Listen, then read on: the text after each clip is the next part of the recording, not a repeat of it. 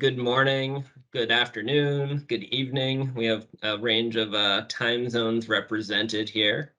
Um, I'm thrilled to be moderating this webinar called What Works? Sustainability and Impact of Climate Information Services Projects. My name is Mike Minkoff. I'm a director with Athena Infonomics. This session will specifically look at how climate change programs integrate sustainability into their program cycle and how they can overcome any challenges they may face as they seek to do so. For this session, I'm joined by four fantastic speakers: Atul Mohan, John Mungai, Sunaina Sen, and Mark Harvey. Our first presenter will be Atul Mohan, who's a senior consultant with Athena's Monitoring, Evaluation, and Learning team. Athena is an India-based global development consultancy that works at the intersection of social science research, data, and technology. Atul's experience as a consultant includes project work in South Asia and East Africa, working across sectors such as energy, climate, humanitarian impact, and local economic development. Since joining Athena, his work predominantly includes end-line and impact evaluations of community impact projects with a particular focus on sustainability and systemic change. Atul will be providing an overview of Athena's program sustainability evaluation framework and touching on how it was applied to the UK Met Office-funded Weather and Climate Information Services for Africa, or WISER program. Following Atul, we have John Mungai, the East African coordinator for the WISER program, and a position in which he has served for the past 5 years. John's a trained meteorologist, graduating from the University of Nairobi with an MSc in meteorology in 2006. Prior to his current role with WISER, John spent 12 years at the Kenya Meteorological Department as a weather and climate forecaster and 10 years with the East Africa community, coordinating projects and programs of the National Meteorological and Hydrological Services of Kenya, Tanzania, Rwanda, Uganda, and Burundi. John will share additional details about the WISER program's focus and achievements and how WISER worked to address and achieve program sustainability. Following John, Sunaina Sen is the program manager with Daraja, which is an award-winning service and partnership implemented by Resurgence that aims to improve weather and climate information services for urban users. After beginning her career in digital communications at Facebook India, Sunaina now focuses on the integration of information technology and disaster risk management. She brings her expertise in communication systems to building dynamic weather and climate information systems, including early warning systems, in cities in the global south. Sunaina was also co-designed and managed the Daraja program, which was piloted in East Africa under WISER.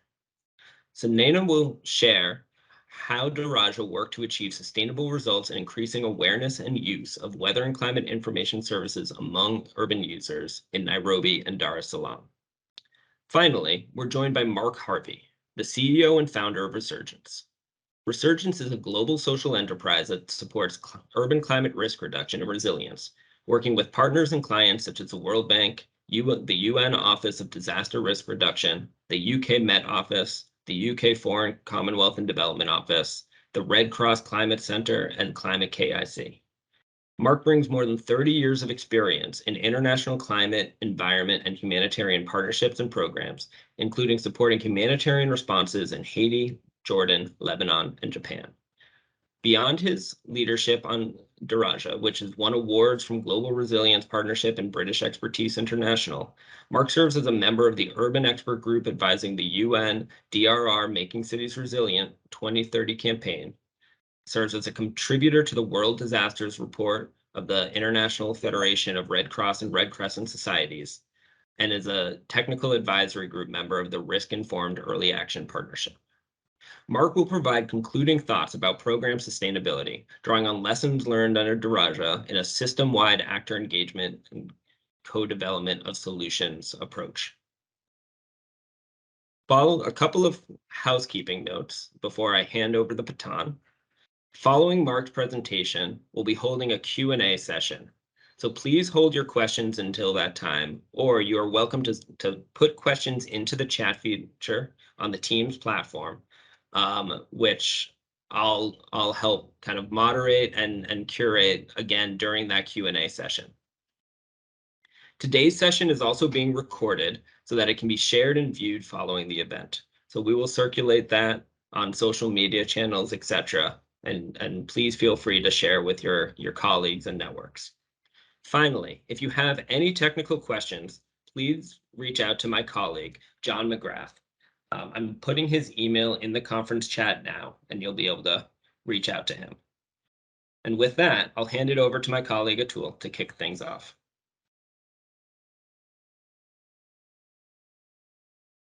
Thank you, Mike. Thank you for that great introduction. Welcome, everyone. Welcome to the webinar. Without much further ado, I'll just quickly get started with the discussion points for the day. I'll be very briefly looking at program sustainability, what is program sustainability, and how Athena has developed an evaluation framework that helps programs assess their potential for sustainability and develop recommendations and methods in which they can overcome any gaps in their program design, implementation, and project continuity plan. Very quickly, talking about program sustainability. A successful program is defined by its ability to deliver benefits.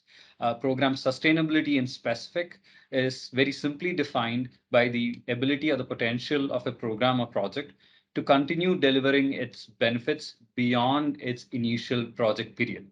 It essentially involves the seamless integration of three main aspects of any program or project. The first one being the very technical aspect of project design and project implementation. Then comes the resources, the funding, the networks available to the project team to enable and ensure a successful project implementation. And the third and most important aspect of a successful project is the community or the beneficiaries involved with this intervention, ensuring the right contextual intervention, the right awareness programs, and involvement of the community members in the project is paramount to ensure program sustainability and program success. These three, let's say, facets interact with each other in multiple ways. For example, a project that utilizes its resources well will have a very strong technical team that supports its implementation and design. There will be good infrastructure, equipment, and technology that it can benefit from and utilize at various stages of the project. It can also depend on a strong network of stakeholders and partners that will help improve the project design, project implementation, and overall continuity of its, of its project plan. Resources and community come together in a very particular way with a specific focus on communication and outreach mechanisms. Involvement of communication systems, infrastructure, groups, and outreach programs are the main ways in which resources are utilized by the project in trying to reach out to communities and ensuring their involvement. Projects can also ensure community involvement through inclusive programming. This collaboration essentially enhances the contextual relevance of projects and programs. It can also enable the project to push its ability for adoption in the community and deliver benefits over a longer period of time, over a larger community, and root those mechanisms, those evolved mechanisms in the community systems already in place to again ensure continued benefits and sustainability of project outcomes.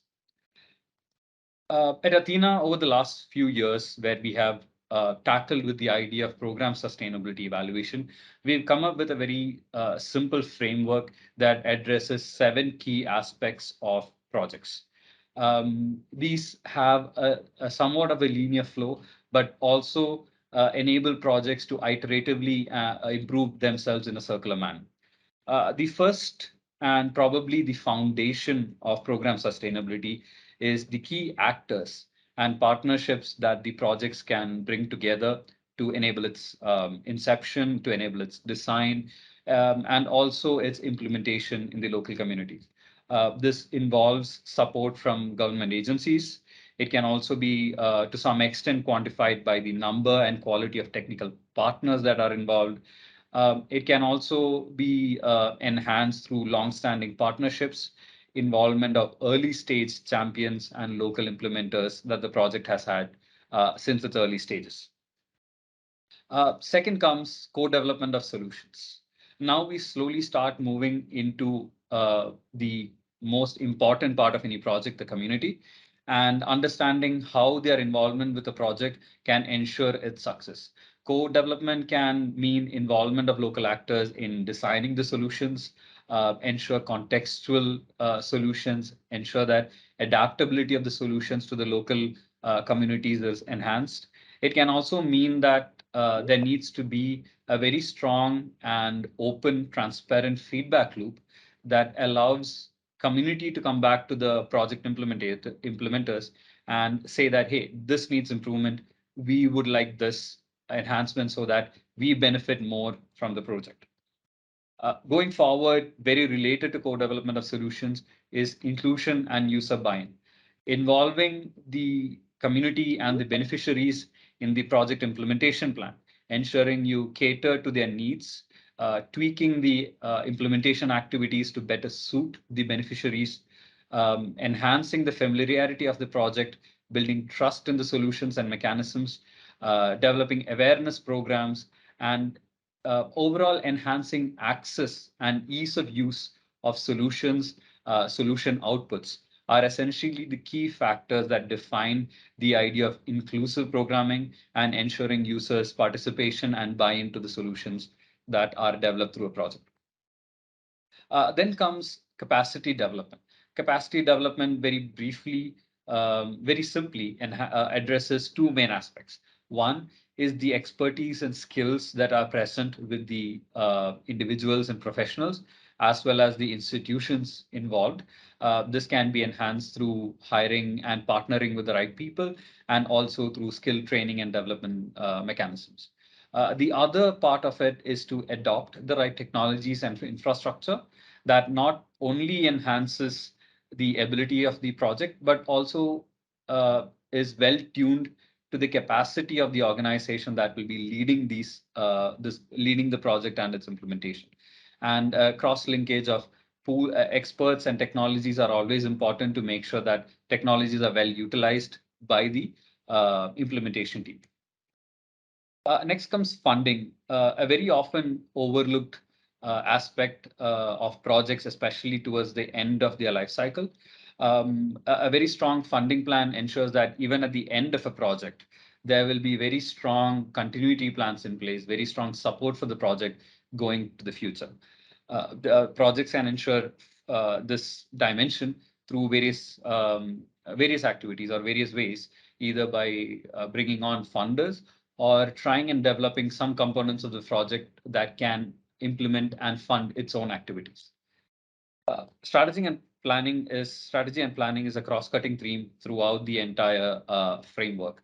Every single aspect, every single dimension and activity requires strong alignment to the overall strategy.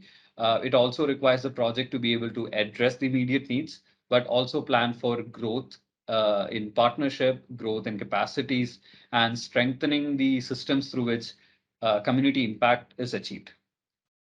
And finally, we look at replicability and scalability of projects. Once the previous six dimensions are achieved to a good degree of success, only then can we look at scalability and replicability very seriously. A tried and tested model is required to ensure that any application in other contexts will be relevant, and the design and strategies for the project should allow for that flexibility and recontextualization in other regions and situations. These seven essentially addresses all the aspects of a project that are within the control or influence circle of the project team and project champions. Coming very briefly into our experience with program sustainability at Athena. Our portfolio that addresses sustainability and specifically program sustainability has been mostly through sustainability assessment projects. We are involved with sustainability design, where we help projects incorporate sustainability programming, evaluation of fit to need, as well as understanding systemic and transformative change in communities and areas of impact is essentially the core of our portfolio at Athena. Um, the WISER pilot evaluation, which essentially has been the driving factor behind this webinar, involved us evaluating 6 WISER projects to understand whether outcomes and key results of the project actually remained intact, and with the possibility of growth post project closure after it has been handed over to the local champions and local owners. Some of the key learnings is that while each project has its own characteristic as to what will be what dimension is most important for it, we've realized that inclusion and user buy-in is usually a make or break dimension. Unless a very strong involvement and acceptance from the community is possible, projects never really reach their full potential. Capacity development also enables the project to support its ongoing activities. And a very key thing that drives its long-term success are strategy and funding that allows the project to look forward rather than simply look at immediate impact and immediate activities. Um, in the next stage of this discussion, I'd like to hand over the stage to John. John, if you could take it from here.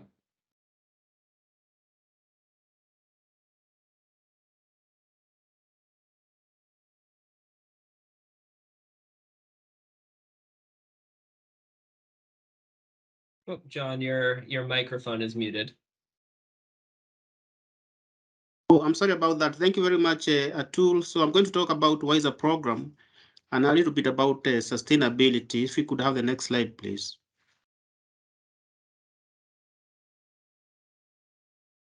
So WISER stands for Weather and Climate Information Services for Africa. It's a program which started in 2015, and it is funded by FCDO, and the fund manager is the UK Met Office. And really our aim is to enhance the resilience of poor people and also the resilience of economic development in Africa through the improved generation, use of weather and information and climate information services. And the program itself has been implemented in phases. And the first phase was from 2015 to 2017. We had a total of 4 projects which were implemented. And then from 2017 to 2021, we had 12 projects implemented. And then these projects are really a combination of national projects which have been modeled around the needs of each country. And then others are cross-border, meaning that they are regional projects. And then in phase 3, which is going to run from 2022 to 2026, we are now in the design stage and scoping stage. And we shall have a much larger region. We are going to be in Southern Africa, East Africa, West Africa, mainly in the Sahel, Middle East, and also Northern Africa. So the scope is much bigger this time around. The other time it was mainly East Africa and one for West Africa. Next, please. So this is how the WISER project look like in Africa. So we had that one project in West Africa from Chad all the way to Senegal on adaptive social protection. And then the other projects were mainly in East Africa. Each of these countries that you see here had a national project, again, which we did in line with the country needs. And we also had regional projects like I mentioned earlier. Of note here is that all the 6 projects which Atul talked about, where they looked at, they evaluated the sustainability, they were all in East Africa. So we have other projects, almost 12 projects. If somebody else is interested in looking at sustainability, that they can look at. So next, please. So I'm going to describe just one project which we implemented. It's called Highway, and Highway stands for High Impact Weather and Lake Project. This is a project for Lake Victoria. As you know, Lake Victoria is a very large waterway in East Africa, and it is a shared waterway. And 25% of the people in East Africa live in this Lake Victoria Basin. It employs about 200,000 fishers or fishermen. It generates about 500 million in terms of exports of fish per annum. And we have major cities like Kampala, Kisumu, Mwanza, and other centers. So we have about 30 million people living in the Lake Basin. We have 1,400 landing sites or beaches, if you like, from where 50,000 boats operate. But the bad news is that the lake, we lose very many people in the lake, sometimes up to 3,000 people. And these are due to navigation accidents, mainly caused by weather-related issues, like strong winds and strong waves, lightning, heavy thunder showers, and poor visibility. So we saw the need then to come in to help to deliver the provision of regular weather forecasts and severe weather warnings for the fishing communities mainly, and small transport vessels in the lake. Next, please. So in this project, we had many partners.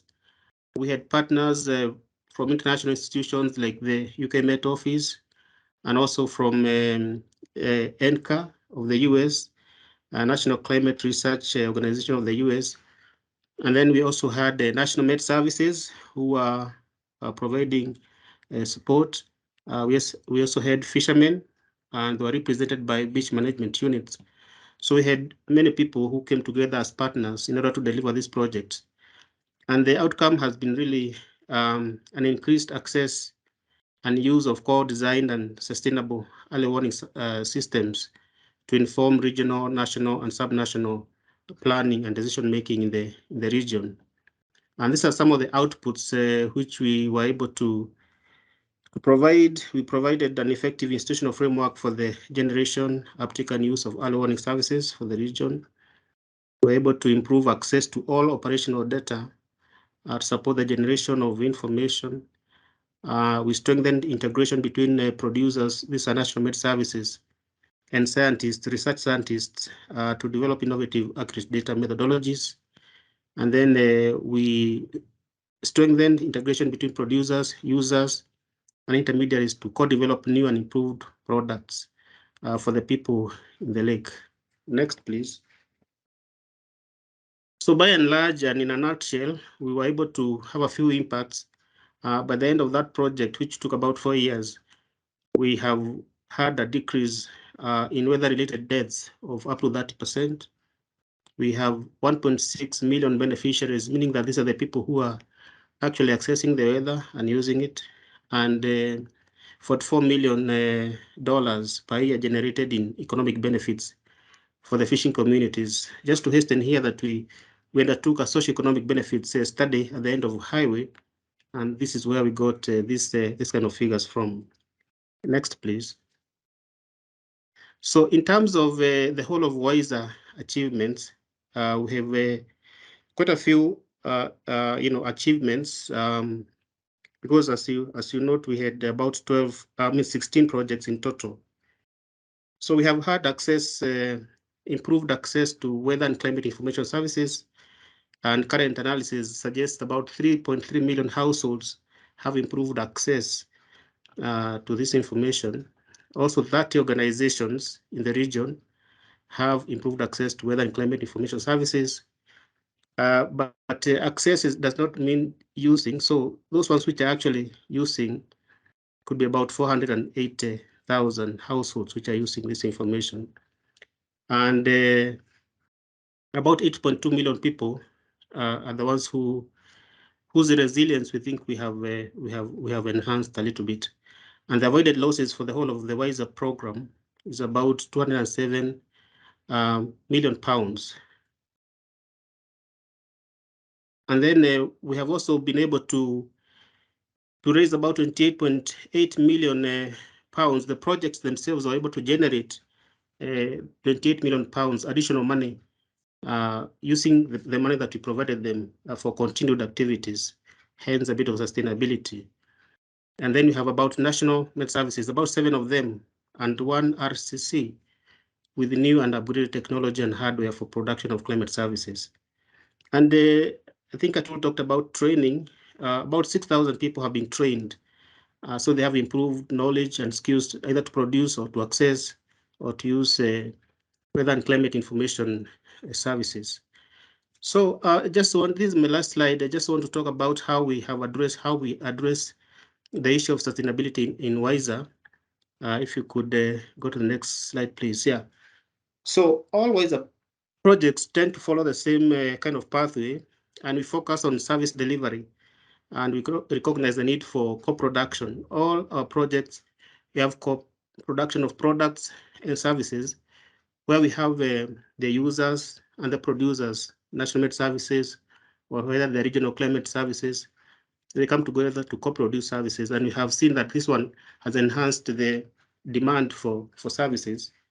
And then we also support the whole value chain of climate, from the providers themselves, the users, and also the intermediaries, because we recognize that if you just support the producers themselves, you may have a very good weather product, but if it is not reaching the user, then you have not improved resilience. So we try to look at the whole value chain. And the interventions we have are around suitable regional, national, or subnational plans. For example, we don't come with solutions. We come and find out what the plans that people have, and then we just help to implement those plans. For example, in Kenya, we came and found that they were decentralizing climate services from the national level to the county level. And so the project which we did in Kenya was to support this move by the National Med Service of Kenya and so forth.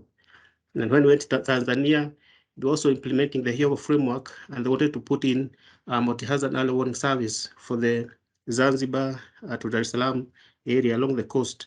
So so we were able to help them to do that. So it's very important to base your projects on the national plans of each country. And then all our projects have to demonstrate a contribution to delivering socioeconomic benefits. Because when you demonstrate socioeconomic benefits, then even the national governments are able to sustain, sometimes even increase the funding for the services if you can show that they have these benefits. And then our projects also have a strong partnership approach.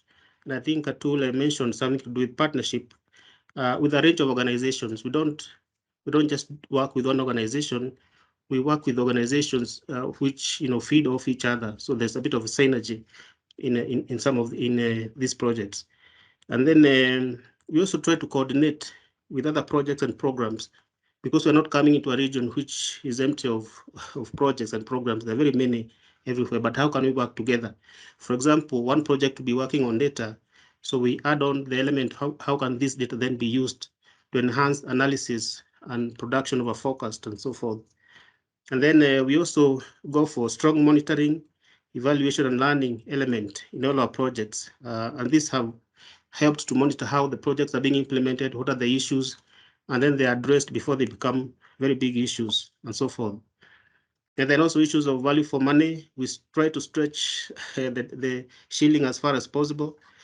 Issues of efficiency come in the value for money, equity and so forth. And then socioeconomic benefits and transformational impacts. And then the issue of strong local leadership is also very important because some people tend to come with solutions from outside and they impose them on people. But here we insist, in WISER, we insist that this has to be locally led and so forth. So there's also another element, I think, which Atul talked about, replicability, scalability. From the next presentation after mine, we shall hear about Daraja, which is a very replicable project, very scalable. So we also try to see how many of our projects can be modeled in that way. So always the projects have attempted to follow this pathway, which is described above. And we have had sustainability, but to varying degrees, of course. But this is the path we intend to follow in WISER 3 because now we have learned quite a few things. So we hope we are going to be a lot more successful. So thank you for your kind attention. Atul. Many thanks, John. We'll hand it over to Sunena to speak about the Daraja project. Take it away, Sunena. Thank you, Michael, and thank you, John, for that brilliant overview of the WISER program. Hello to everybody. I'm thrilled to talk about our project Daraja today and share our learnings with regards to sustainability of the program. But first, I'll start by outlining Daraja. So as John said earlier, oftentimes there's a disconnect between the weather information that's produced and the users of this information. This disconnect affects the user's ability to take protective or adaptive action, potentially resulting in the loss of lives, livelihoods, and assets. Daraja focuses on bridging this gap. The main aim of Daraja is to improve the climate resilience of residents living in urban informal settlements. The approach that we take to achieve this is by building inclusive and user-centric weather information communication systems. In today's presentation, I will talk about the first Daraja deployment in East Africa under the WISER program. The three main components of implementing Daraja were research, collaboration, and information ecosystems mapping. The project decisions that we had taken later on were based on evidence through the research activities and mapping the way information flows through the city. Of the three components, however, a significant emphasis was placed on collaboration. The Daraja service enables collaborations between various actors in the city system to strengthen the weather communication system with the aim of making weather information more actionable. Usually, most of these actors operate in silos with very little interaction with the actual users of the information. So Daraja places the users, particularly the vulnerable communities, at the center of the system itself, and also in the process of developing the system. Community members were very much driving the design decisions of the project. Rather than viewing residents as the last mile of a linear system, we took a more dynamic information ecosystem approach with users in the central role. This results in a system that's user-centric, inclusive, and collaborative, and ultimately produces information that is usable by vulnerable populations. We believe that this also increases the chances of the system being sustainable. When we view the sustainability factors of Daraja through the Athena sustainability framework, we believe that the most important dimensions that are applicable for this particular deployment of Daraja are the first four dimensions, which are key actors and partnerships, co-development of solutions, inclusion and users buy-in, and capacity development. The other three dimensions also apply to a degree. However, these four we think are the most applicable to Daraja. If you can go to the next slide, Michael, please. Sorry, Atul. Right, so Daraja was implemented over 2.5 years in two major urban centers of East Africa, Nairobi and Dar es Salaam.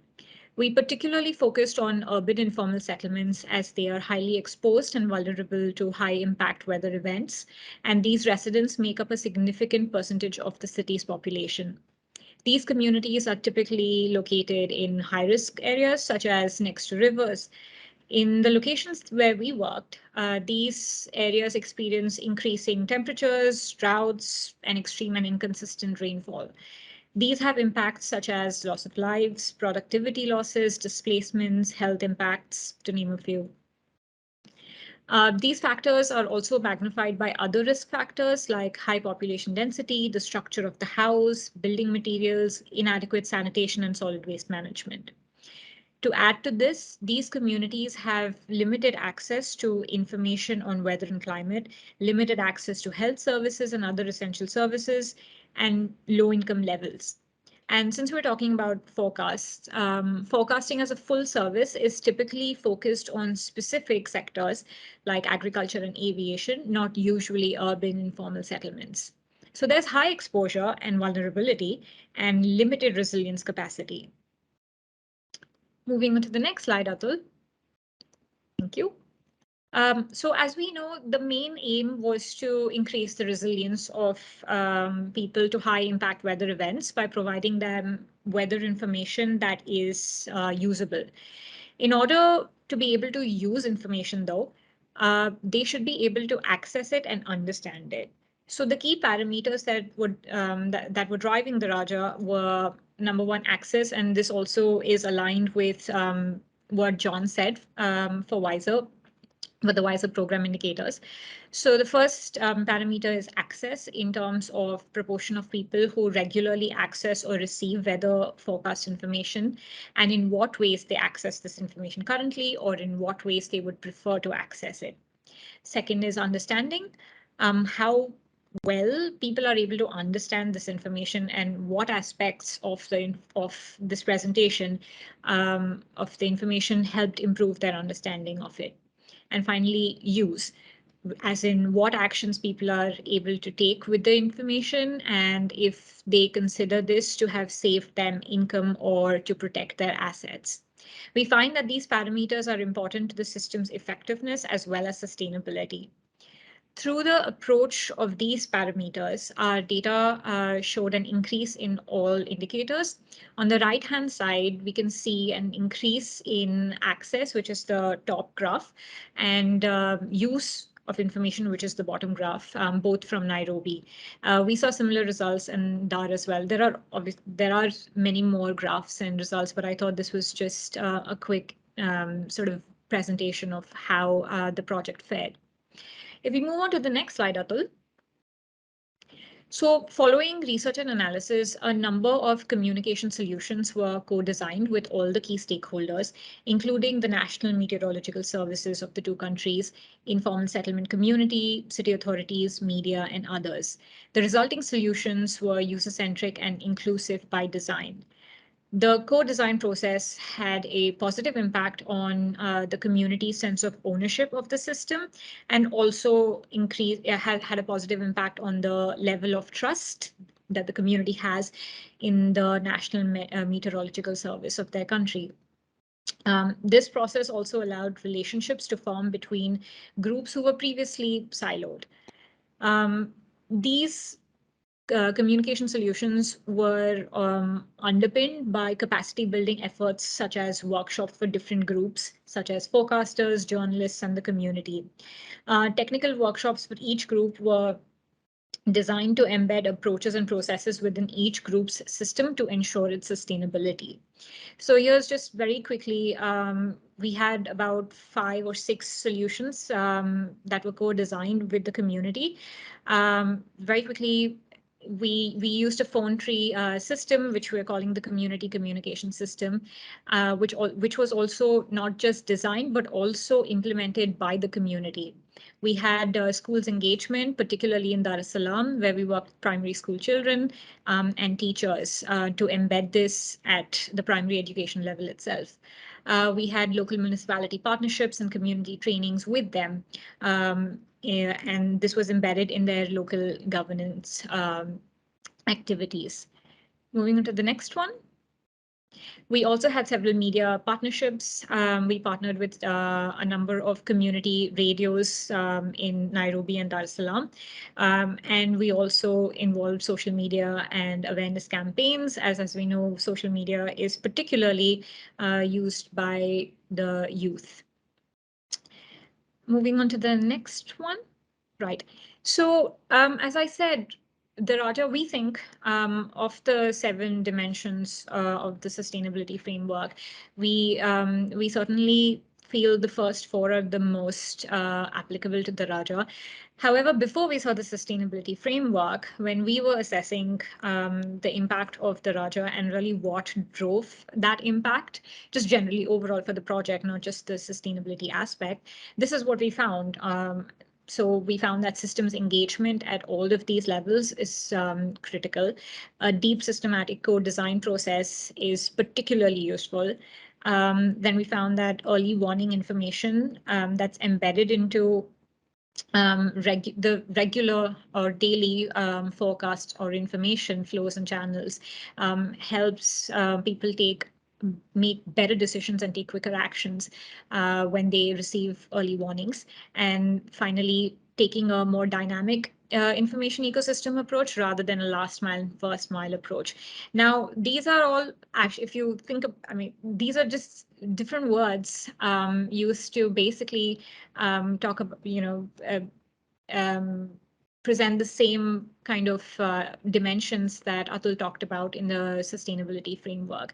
So effectively, we are very much aligned on what really drives impact and what really drives sustainability at a program level. With that, I will pass on to my colleague Mark to talk about a little more about the Raja and wrap up the program sustainability. Thank you, Sunaina. And I'd like to acknowledge the great work that Athena Infonomics has done on this framework. And I think stepping back from the projects, I can really see the relevance of this framework to investments in adaptation and resilience beyond weather and climate services as the international community tries to rebalance the slight distortion in financing into the global south, which historically on climate finance has been directed towards emissions reduction, mitigation, and we know that actually funding has to increase for resilience and adaptation, and I think this framework is very relevant to a wide range of projects. I think specific to weather and climate services, WISER and Daraja, it seems to me it's very valuable in actually placing scalability as dimension 7, but laying so much emphasis on sustainability itself. And we find ourselves 2 years on after the funding stopped for our work through WISER in Nairobi and Dar es Salaam, thinking really hard about what is still ongoing there, what still remains and endures in terms of the service, because that's absolutely critical for us when we talk to potential donors and investors in the scale up of Daraja into other geographies such as the Middle East, the Caribbean and Asia. And reflecting on that framework and its emphasis on the user end, on user engagement and co-design and partnerships, I see a really good alignment with a recent publication of the Met Office, which I've dropped into the chat, called Towards the Perfect Weather Warning, which really does take the first 4 dimensions and say you need partnerships, you need co-design, you need co-ownership of the process to generate or create a system in which early warnings are actually scientifically accurate and also are taken up by communities. So I think there's really strong alignment with the bigger picture of climate financing, but also the work of the wider sector in terms of what works in terms of early warning. Coming back specifically to Daraja, I just wanted to flag a couple of things. So if we could move on to the next slide. We didn't just work hard on partnerships, but we really worked hard on trying to understand the key actors in the system, in the city space or spaces of Nairobi and Dar es Salaam that actually were relevant to our target group. So our target group were the residents of the informal settlements that actually comprised of up to 60% of the population of those 2 cities.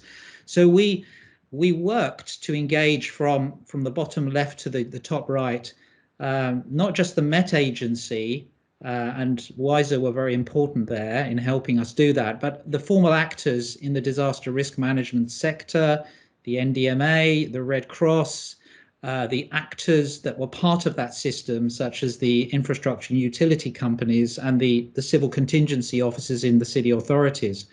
We also work to bring in the media, national, community, and key channels such as the mobile telephone operators, and lastly, the critical link that had the trust and the deeper roots into the communities, the community development organizations that were absolutely key as partners.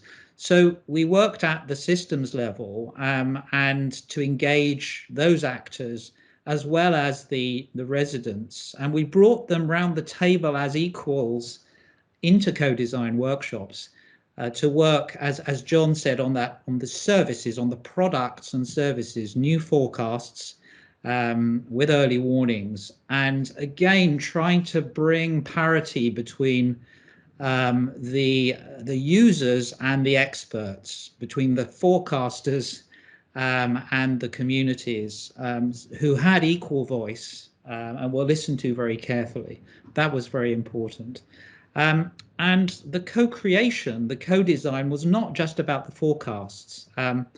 If we could move to the next slide. As Sunaina suggested, there was a lot of co-production and co-design work. One thing we wanted to do was actually redesign the communications system and have that co-owned.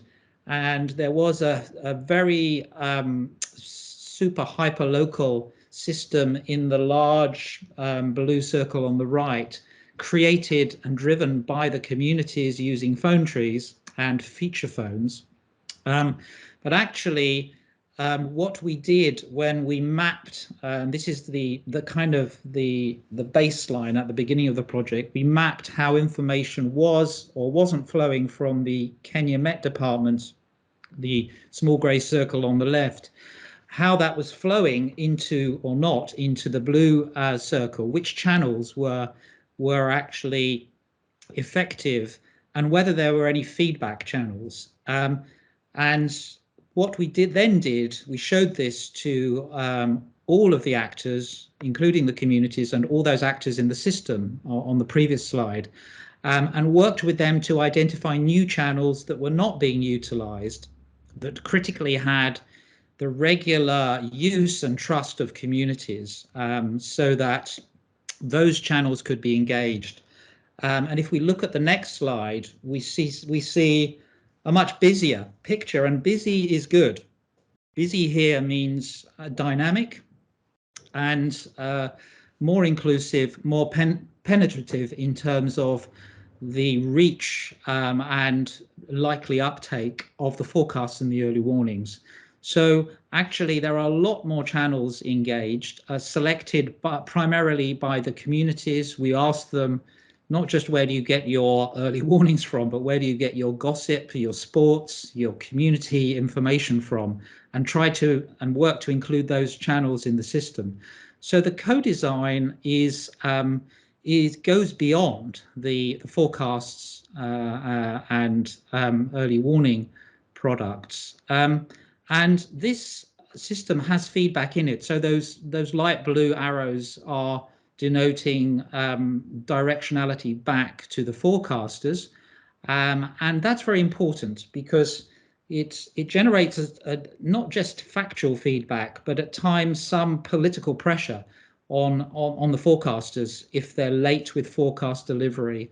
They know when they look at the WhatsApp group in which the residents and community development organizations and local media are participants, if there are complaints that the forecasts are late, they get embarrassed by that. But that actually isn't a bad thing, because I think it generates accountability.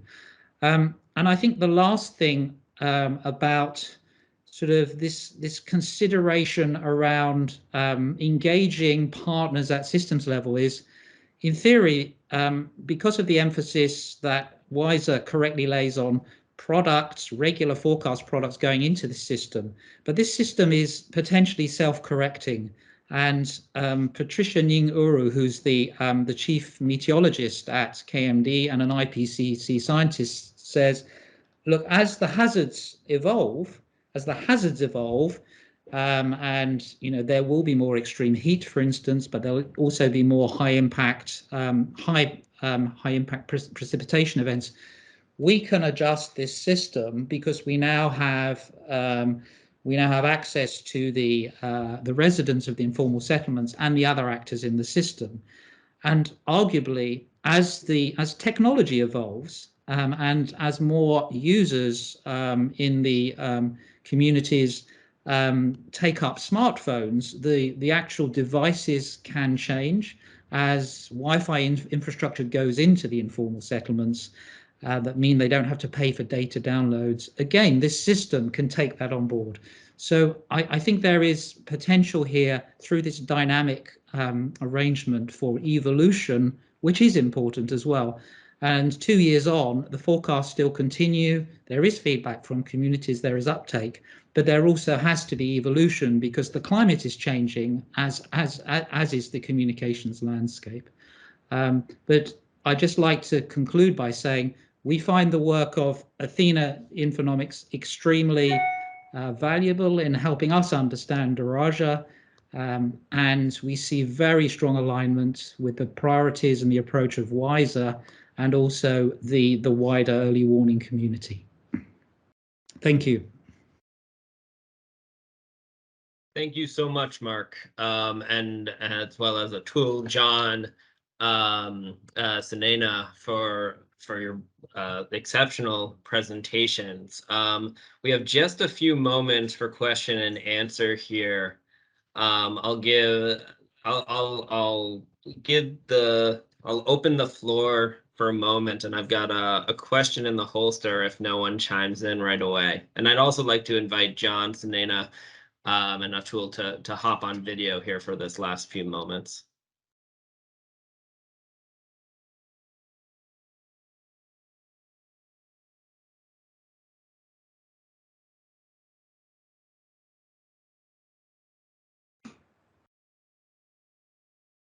Oh, I see Anu might be typing in a question.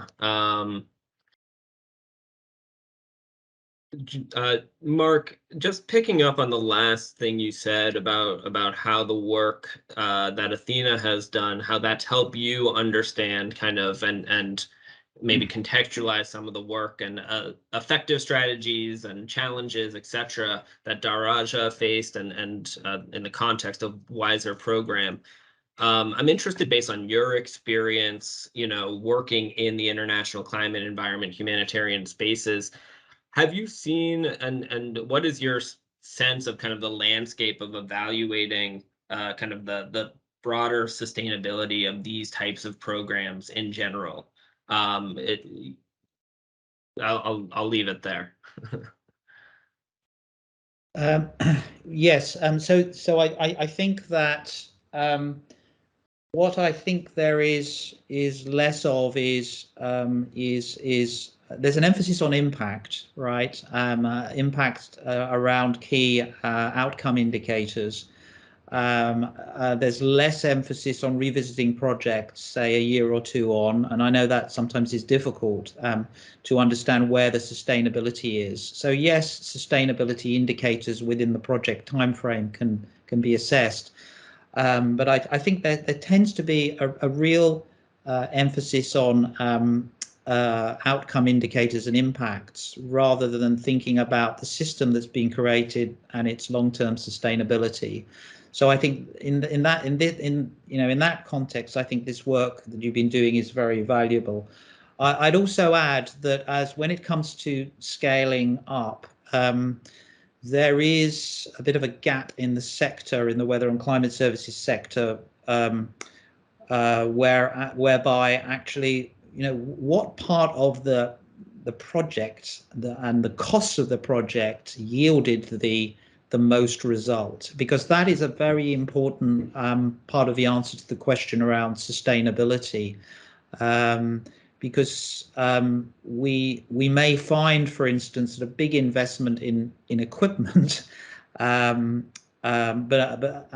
disproportionate to actually building the communication systems with the users may be misplaced, and we need to kind of try to analyze, and sometimes it's hard to pass that out, where the impact really did lie, and that's where things like control trials are important.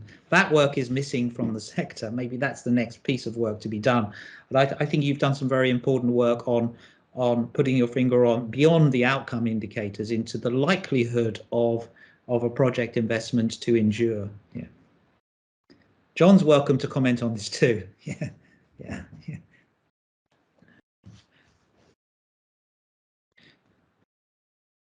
I'm happy with your answer. I think I will live with it. Yeah.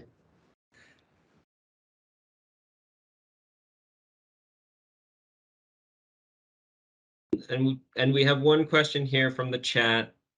There's a lot of emphasis on co-creation, both contributing to successful project information as well as sustainability. This, however, requires funds, investments in terms of time, more than what is often considered for design stage, for example, as well as technical resources, softer skills like communication, stakeholder engagement. Based on Daraja and Wiser, do you have any inputs or thoughts for future programming? So Sunena or John, maybe you could take this one. And this will be our last question, though. Please feel free. Well, I think from the standpoint of Wiser, co-production is really at the heart of what we do. And in many ways, we are kind of the first project in the East African region to come up with this co-production and to insist on co-production. It does take time, it does take money, and so on. But at the end of the day, it generates interest from the users. People are able to talk together and be able to create a product which is usable and which can then be used. So when we do it, it is a bit tedious, but then you find that the results is a good thing because you have more demand from the users, which challenges the producers in a way to be able to do better. So we really do have to continue doing it. Thank you, John. Sunena, anything you'd like to add? Well, yeah, I mean, everything I was thinking of, John has already said. But just one very quick thing, like what Mark said about, identifying what part of the project is what led to, good results. Having that evidence base to support that, I think, would be really useful, because that is what Daraja says, that co-creation, like John said, is at the heart of the Wiser program, and particularly so at the heart of Daraja. So we believe that all of the success of Daraja was because of co-production, and if there was a stronger evidence base to link the input to co-production, so the time and financial investment to the outputs, I think then programs, future programs would be more amenable to investing in that as well. Wonderful, thank you. Atul, any additional thoughts on your end on this? It's very difficult to make that distinction from a design phase. It's very important to have that evidence base to support that claim, to say that co-production and involvement of communities is the most important driving factor. And it is. Our studies have shown, our evaluation has shown that that is the single most, the strongest influencer to a successful project. But then again, that only gives it a stronger weightage in the overall indicator list. All the other influencing factors, such as funding, strategy, capacity development, resources, all these essentially brings that it enables the community involvement, it enables co-production to come together. And if I may utilize Mark's slide for a second. Yeah, this slide, it just occurred to me that all the work that we're doing is essentially to bring the two ends of this chart closer and closer. The more overlap that communications and collaborations have with all of these smaller organizations, entities, the more transparent, the more effective the activities related to climate action, climate weather services, all become more realistic and more impactful. So communication and co-production essentially tells us to bring the solution and the project implementers, that may be the national meteorological agencies, and the users and beneficiaries that are, in this case, residents of informal settlements, closer and closer together through communication channels, make sure access is there, make sure understanding from the community side is there. So overall, I believe I just resonate what Sunayana, Mark, and John has said about this. All the factors support and influence it, and essentially bring forth the idea of communication and collaboration to be essentially the peak that helps the project reach its true potential. Wonderful, thank you. I think with that, we are at our time. So I'd like to take another moment to again thank Atul, John, Sunaina, and Mark. Thank you guys all for your wonderful presentations, your time, and sharing the really fascinating work from Athena's monitoring, evaluation, and learning team, from Wiser, Daraja, and Resurgence, and all in service of and how we can kind of more sustainably execute climate information service focused projects and programs. Thanks also to everyone that joined and participated and listened to this session. Again, we'll be able to share the recording of this for you to distribute to your colleagues and within your networks. So thanks everyone very much. Have a great evening. To those of you in India and the region, have a great rest of your afternoon. To those of you in the UK and Europe, and have a great rest of your day to those of you in the States like myself. Thanks very much, everyone. Thank you. Thank you.